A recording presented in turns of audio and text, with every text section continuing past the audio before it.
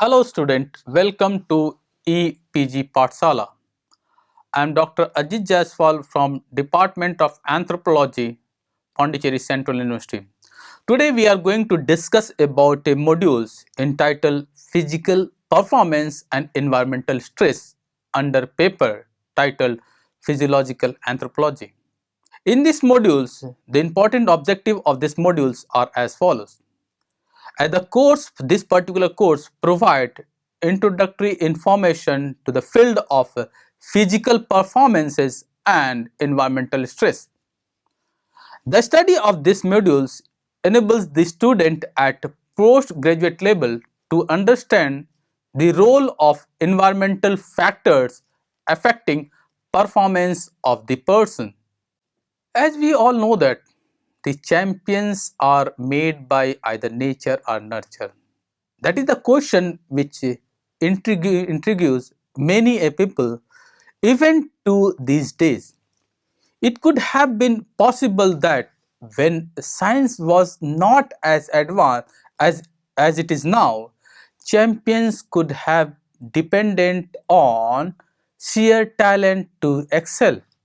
But with sports sciences contribution to improve every aspect of sport training, an athlete's dependence on his or her talent alone has greatly reduced.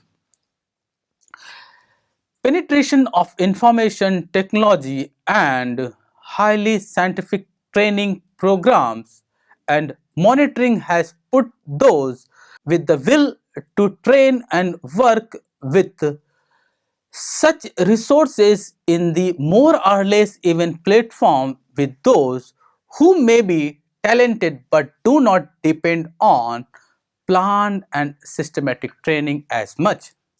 Therefore, the emphasis on the sports person being made than born is greater than even before. So much so that with the right kind of environment, the potential to develop a champion sports person is even so great. Similar conclusion was drawn by Joseph Becker in 2001 in his article called Genes and Training for Athletic Performance Revisited. He opined that research from studies of sports expertise indicate that differences between experts and non-experts in cognitive sports are found only in domain specific information processing abilities that are primarily the result of training. But now the environment itself could be different in different domain and hence have both positive and negative impact on certain aspect of performance. At the grassroots level or initial stage, just the presence or absence of basic infrastructure itself could be determined to a person born with the born with talent or otherwise to take up a certain sports or activity. If the right kind of infrastructure is present that permits most, if not all, to evoke interest in its uses, the possibilities of converting such interest into a regular habit becomes very high, immaterial of the person going on to become a elite sports persons or not. As the person's interests start dominating and move into a serious and long-term training mode, the factors other than genetic factor, namely like height and muscle compositions, which impact performance is worked upon in order to enhance performance. Gradually the training acquires a scientific platform as the sports person progress and sophisticated inputs from sports science are engaged. However, hence, if such inputs are available to larger part of the population who witness or who interested in sports and physical performance, the better will be the result, thereby making a marked improvement in overall quality of physical health of citizen, and also activating the talent pool in a much better environment. So, though certain aspect of environment could be controlled by human, not all can be manipulated. Hence, in case when the control is not possible, the proportion or the sports person have to try and accelerate to that environment in order to give them the best chance to perform at their best. Physical performance. Physical performance is mainly a function of an individual size, shape, sex, and age, but not entirely so. Success in sports at whatever level also depends on fitness. It is assumed, of course, that implicit in any definition of fitness is the absence of acute or chronic illness. Fitness is sport specific, and in many sports it is also position specific. This fitness for purpose is a well accepted concept in sports, as reflected by the use of word fit to describe, for example, successful runner, swimmer, gymnast, paragliding or athletics, paraplegic, etc. Nevertheless, fitness for any sports has five common elements, that is strength, speed, endurance, flexibility, and skill. The relative contributions of each of these to the specific fitness demands of different sports are, of course, not equal. Training time devoted to each of these elements is therefore different between sports and depend on the level of participation. To a certain extent, skill can compensate for poor fitness, but improved fitness allows skillful athletes to extend their performances by delaying the onset of fatigue. Environmental stress. Although the term environmental stress is used across multiple fields in biology, the inherent ambiguity associated with its definition has caused confusion when attempting to understand organizational response to environmental change. The definition of the term environmental stress is like pressure on the environment caused by human activity, like such as generation of development of or creating pollution, or by natural events such as occurrence of drought, many kinds of even flood, tsunami, and so on, so things. So the environment is often seen as leading to damage to mental and physical health by contributing to stress. The concept of stress. Stress can be said to exist when the environment is felt to be making demands on people that exceed their ability to cope. Stress generally is a situation or condition which places an individual under some pressure, involves adjustment in behavior, and can cause changes which are unpleasant, sometimes maladaptive, and even associated with physical damage. The situation is the stressor and the behavior is the stress response. The process also involves cognitive appraisal. The person assesses the potential threat and also assesses how personally to cope with the situation. The nature of stressors. They are generally unpleasant, but stress can also arise from intensely pleasurable experiences.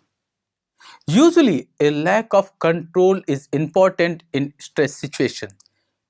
We may not have a control or use that control in a situation, but it is important that we feel that we have control. Predictability of event or stress usually accompanies unpredictable event. We are generally steady state individuals, and most of our physiological and psychological mechanisms work to avoid change or to adjust to change slowly. But but very predictable events can also be stressful. That dripping top in the kitchen, the phone that keep on ringing, and so on. Adaptation syndrome.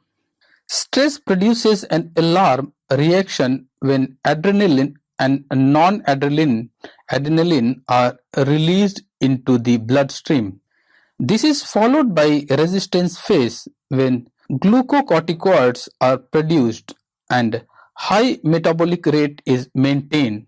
Finally, if stress continues, then an exhaustion phase is reached where resistance to all forms of stress decreases and widespread damage to tissue, high blood pressure, etc. occurs, often resulting in determinant to health, and in some cases severe physical damage such as stroke, heart attack, etc. can occur.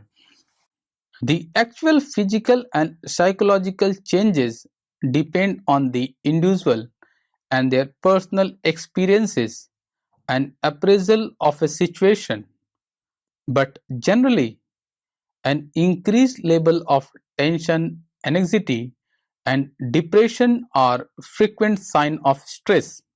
Forgetting an emotional reaction may be seen, possibly leading to increased aggression and hostility. Behavioral disorganization often occur. This shows itself in a person's reasoning ability, which declines or slows, and the ability to carry out skilled tasks often disappears. Routine, ritual, and stereotype behavior may also be seen, as if the brain is shutting down its active thinking and sophisticated skill function, and we revert to a lower level of functioning.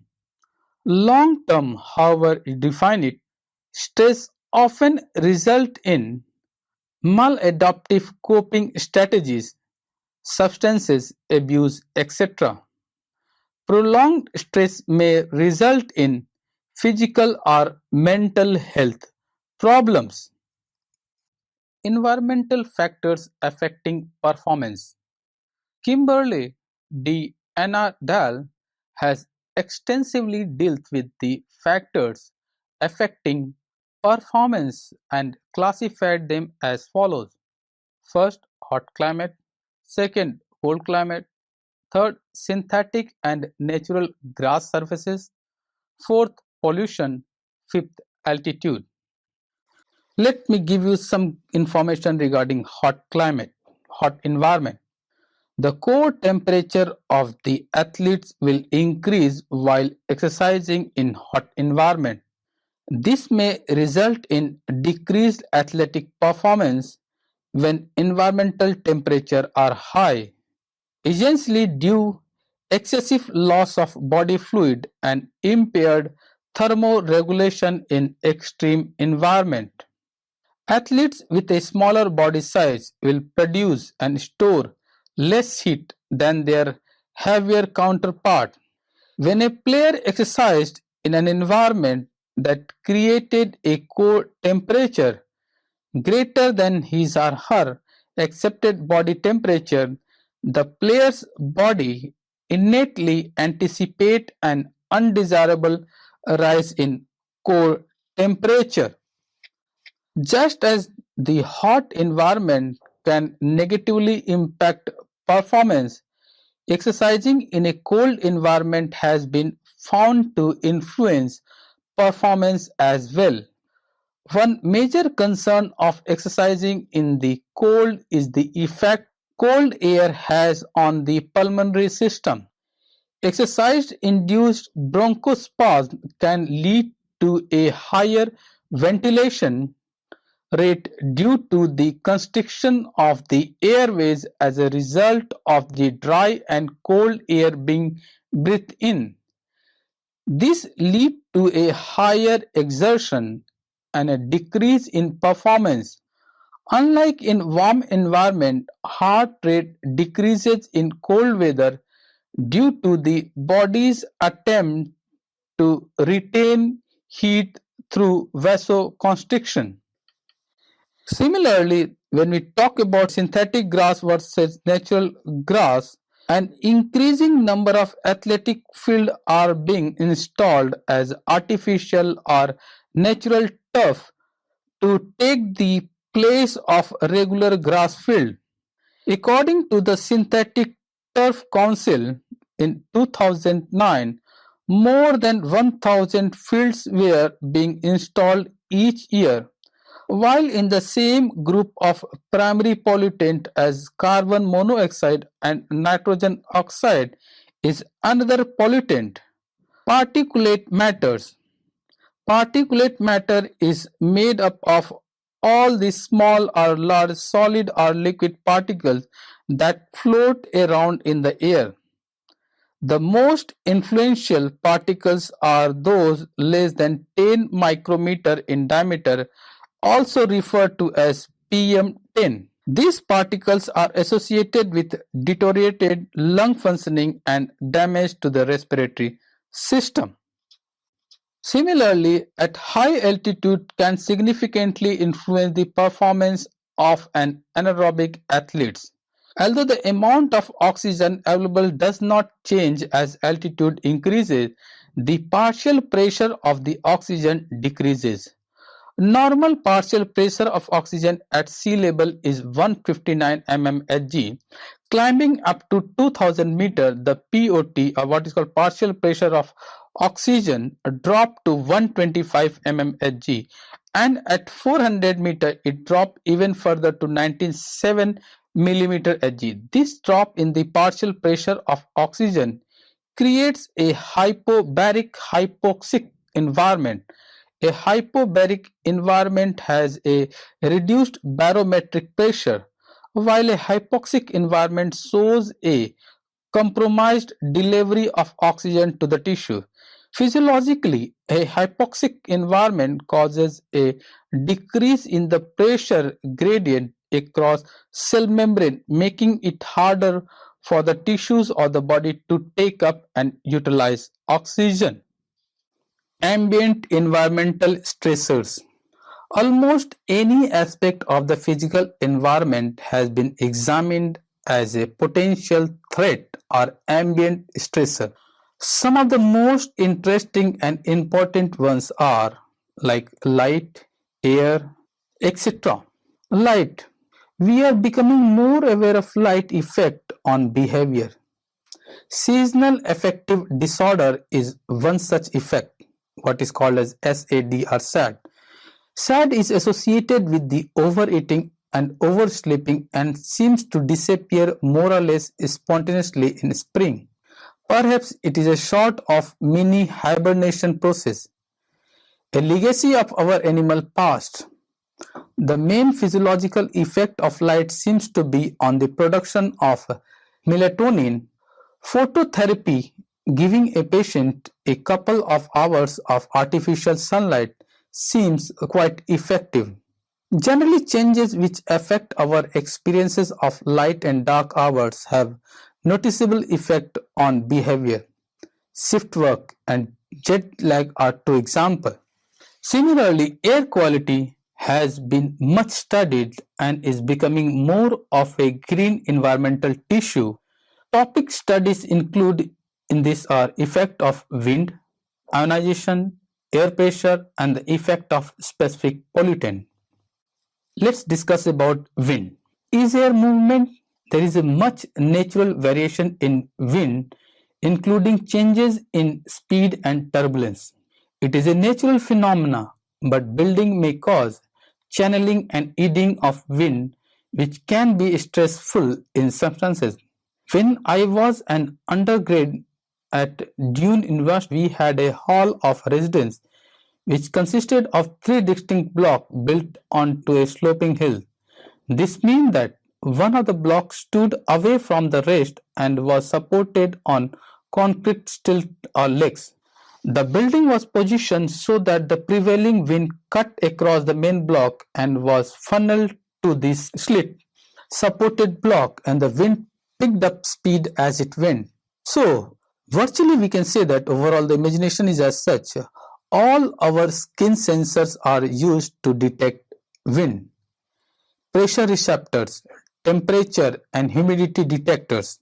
Ears monitors the sound of wind, and muscle feedback receptors register the work we have to do to move into and across winds.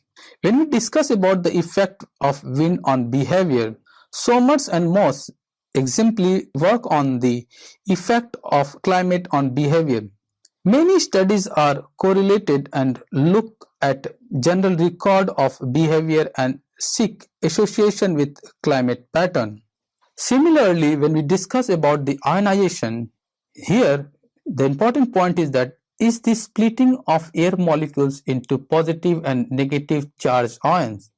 Usually there are slightly more positive than negative ions, and this effect increases in inside environment and where there are amount of electrical apparatus or activities. Example near computer, TV monitor. Negative ions are associated with outdoor situation like running water, etc. There are not only absolute differences in ionized air but also that the proportion changes from place to place. Whether negative ions have an effect on behavior has been and still is disputed. Air pressure and altitude. There is an inverse relation between these two factors. As altitude goes up, air pressure goes down. At high altitude, oxygen level decline. With low level of oxygen, hypoxia symptoms occur. This include deeper breathing and rapid breathing and increases in heart rate. Retinas becomes less light sensitive and sugar seeking behavior occurs. Hormone production is reduced and menstrual complaints and adrenal activity increases. For example, in situation of low oxygen, each breath will therefore contain proportionally more nitrogen. So, some of this lack of oxygen feature may really be due to more nitrogen in the bloodstream. Nitrogen poisoning is a feature of low altitude, and most people are familiar with the notion of divers getting the bends as a consequence of the physiological changes which happen at depth. Nitrogen poisoning manifests itself with symptoms of lightheadedness and mental instability. Changes in weather are usually accompanied by changes in barometric pressure, that is, low pressure associated with wet and stormy weather, and high pressure with dry and stable weather. Again, weather changes also involve changes in temperature, wind speed, humidity, not just barometric pressure, so it is a multivariate situation and consequently difficult to see simple cause and effect relationship. Air pollution. Normal air is 78% nitrogen, 21% oxygen and 0.9% organs and 0.03% carbon dioxide. Any real pollutants are therefore often present in minute traces. The major other substances in air are ozone, hydrogen sulfide, methane, and carbon monoxide. Pollution of air may be in some circumstances be easy to see, as in smokes, but generally we are unaware of polluting substances in the air we breathe. And interestingly, perception of pollution don't coincide with objective measures of pollution. An interesting little piece by Winnick and Kostaka asked people to estimate the pollution level emitted by two sources. They found that people complained more about and judged pollutant level to be higher when the source was an oily refinery than when it was a chocolate factory. There is some suggestion that there may be a general air pollutant syndromes and such that a combination of pollutant gives rise to headache, fatigue, insomnia, irritability, depression, sore eyes, back pain, impaired judgment, and gastrointestinal disorder. The effect of specific pollutant like carbon monoxide, carbon dioxide, sulfur dioxide, ozone, formaldehyde, particulate, tobacco smoke, smell, temperature, and noise. Okay, now let's discuss about the conclusive informations about the important point that we have discussed in this particular module. As we all know that an athlete is influenced by various factors. Just now we discussed that are controllable and a few beyond this control. So there are some other factor which may be controlled, which may have will try to control it, and for others it is not in our hand. Not taking them is sure to affect not only their performance but can also cause irreparable harm to their body and health. Hence, it is very critical that any person, most importantly a sports person, be aware of the environmental influence that are beyond their control. They have to be aware of all this important environmental factor influences. It pays to take all precaution and to take time to acclimatize in different and challenging environment, so that his peak performance as well as his prime health does not deteriorate, does not harm.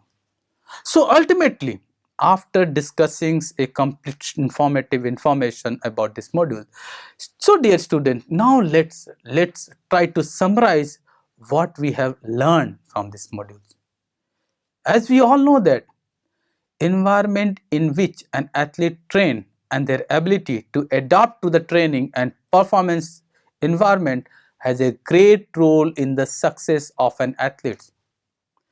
Different demographics will have different demands on the athletes, and they must be aware of its effect on their physiology so that they can prepare their body appropriately and take maximum possible advantage of the environment on which they otherwise have little or no control. With the development of information technology and sports sciences, the minute detail of every activity that an athlete engaged is take note of and program design accordingly. Hence, the role of environment combined with support from sports science has begun to have dominating effect on an athlete's success like never before. Thank you.